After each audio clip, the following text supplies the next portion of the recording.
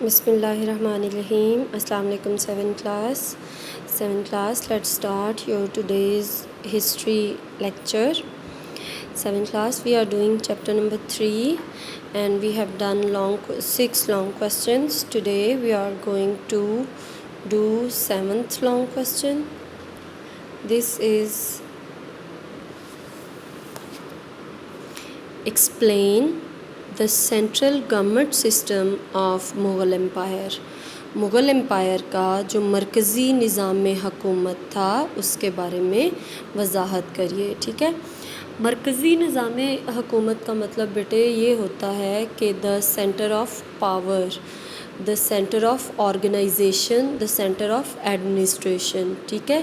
یعنی ہمیں یہ پتہ ہے کہ مغل جو ہے یہ ایک امپائر تھی، یہ ایک سلطنت تھی، اس کا ایک بادشاہ ہوتا تھا.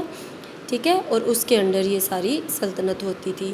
بادشاہ جو ہے وہ اپنی پوری امپائر کا مالک ہوتا ہے اور وہ سول رسپانسبل ہوتا ہے، وہ آنسریبل نہیں ہوتا کسی کو بھی، اور اس ملک میں موجود تمام چیزیں، تمام لوگ، تمام جو ادارے ہیں وہ اس کو آنسریبل ہوتے ہیں. ٹھیک ہے جی. بادشاہ سوورن ہوتا ہے، اسی لیے اس کو مونارک کہا جاتا ہے.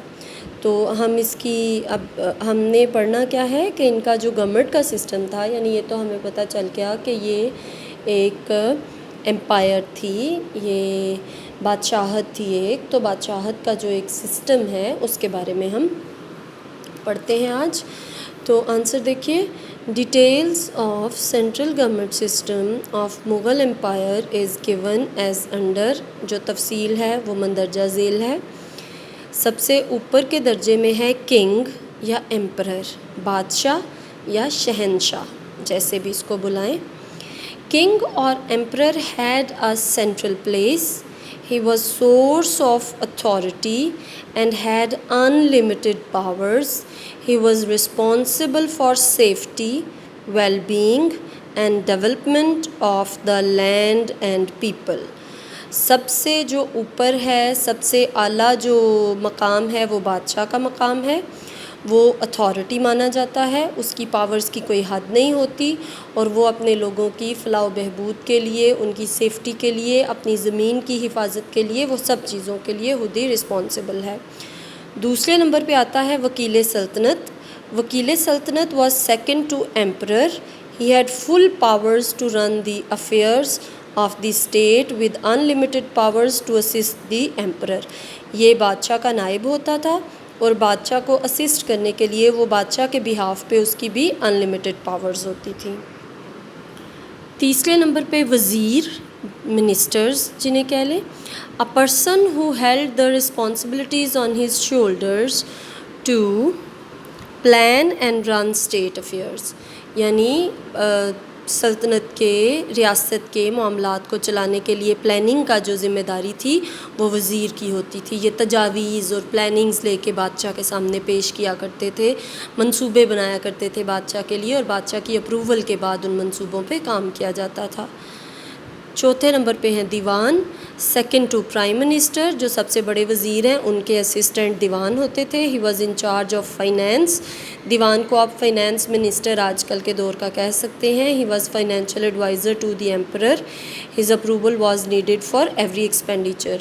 تو جیسا کہ ہم نے بتایا کہ وزیر منصوبہ بندی کرتے تھے. منصوبہ بندی کرنے کے بعد جب بادشاہ کے پاس وہ آتا تھا تو جو دیوان ہے یہ اس کے خرچے کا حساب اور آیا کہ یہ پورے کیے جا سکتے ہیں یا نہیں کیے جا سکتے وہ بتایا کرتا تھا، اور پھر اس کے بعد فیصلہ ہوتا تھا کہ کوئی بھی منصوبہ اس پہ عمل کیا جائے گا کہ نہیں کیا جائے گا. اس کے بعد میر بخشی ہیں. میر بخشی جو ہیں یہ فوج کے سربراہ ہوتے تھے اور اس کے تمام ڈپارٹمنٹس کے، آرمڈ فورسز کے تمام ڈپارٹمنٹس کو سپروائز کرتے تھے. Head of the armed forces department and supervisor of all military excursions as well as all activities. فوج کی جتنی بھی مہمات، جتنی بھی ایکٹیویٹیز ہوتی ہیں وہ میر بخشی اس کو دیکھتے تھے. اس کے بعد میر سامان.